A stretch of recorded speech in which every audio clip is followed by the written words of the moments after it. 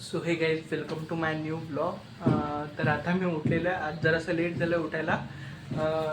आणि आज विशेष म्हणजे सकाळी सकाळी आपले मित्री काका आलेले आहे. तर बघू तुम्हाला दाखवतो कसं झालं आहे आपलं बांधकाम. तर खूप मदत आहे, पण ही लावावं लागते, नाही तर ही जर लावली नाही पूर्ण धूळ धूळ येतो घरात. काल ही पूर्ण दिवाळ झाली आपली एवढी, आणि हा पण इथे पिल्लर झालं उभा. ही इकडली दिवाळ झाली आहे पूर्ण, आणि ही पण बांधलेली आहे. आज ही वाली दिवार होते आपली.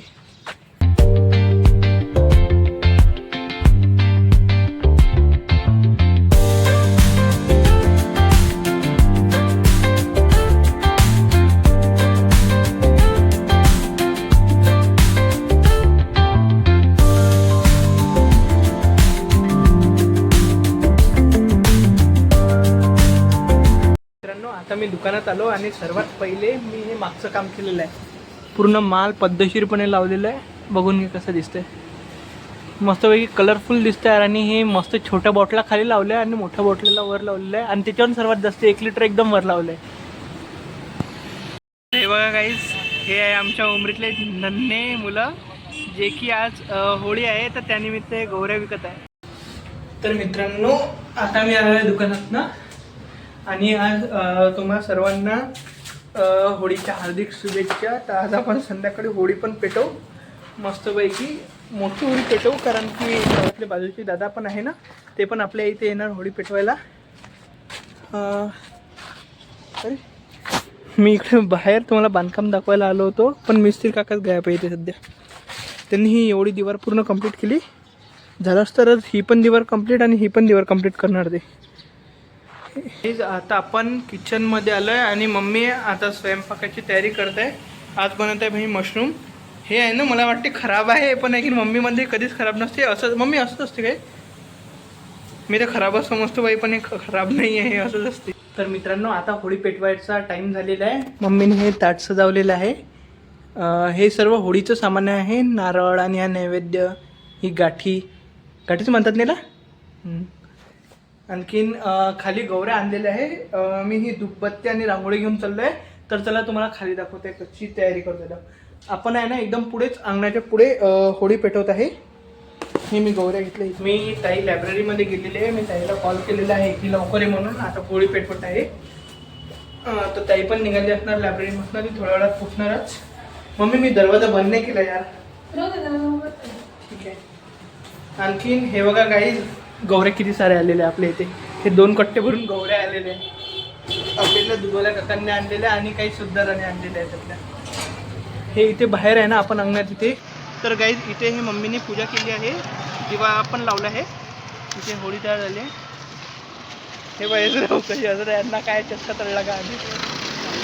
आणखीन भाई मी ठरवलं आहे की चुपचाप आहे ना सुद्धाराला चांगला रंग लावायचा ज्योतिला. याच्यासाठी मी गुलाबी आणखीन एक निळा कलर बोलवला आहे. बाई खूप मस्त दिसणार. आणखीन आज मी तुम्हाला फायनली बाहेरून संध्याकाळच्या टाईमला दुकान दाखवत आहे. हे बघा, हे आहे माझं दुकान. सध्या केक लावले आहे. पप्पा माळ जपत आहे. आणखीन हे बघा इकडे. तर काही आता आपण होळीचा कलर घेतला आहे. आता आपण होळी पेटवतो. पूर्ण होळी रेडी झालेली आहे. एक वेळा कलर टाकून आणि होळीला पूर्ण करू.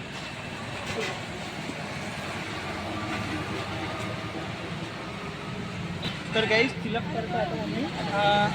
होळी आपल्या इथली पप्पाच पेटवत आहे, कारण की घरात जो मोठा व्यक्ती असतो त्यांच्या हातातून होळी पेटवल्या जाते सध्या.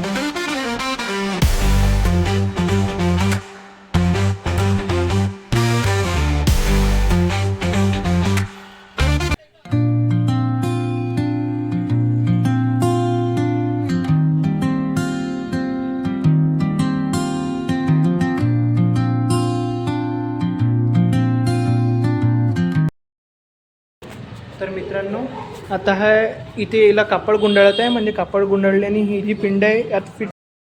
तर मित्रांनो मी तुम्हाला म्हटलं होतं की आपण महादेव सजवले आहे, तर हे फायनली आपला रिझल्ट बघा हा याचा महादेवांचा. हे मी आणखीन आता फायनली सिद्धार्थराव म्हणजे जो नेहमी पिंड सजवतो तो आलेला आहे. हे बघा हे आहे ते महाशय.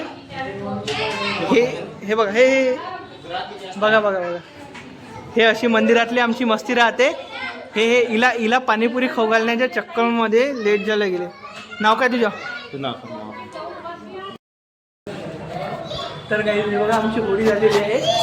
आणखीन हे यांच्या डोळ्यात कलर गेला म्हणून हे तळफड तळफड करतात एवढ्या वेळी. ओ छोटू हे बघा सकाळचे कार्यकर्ता आपले.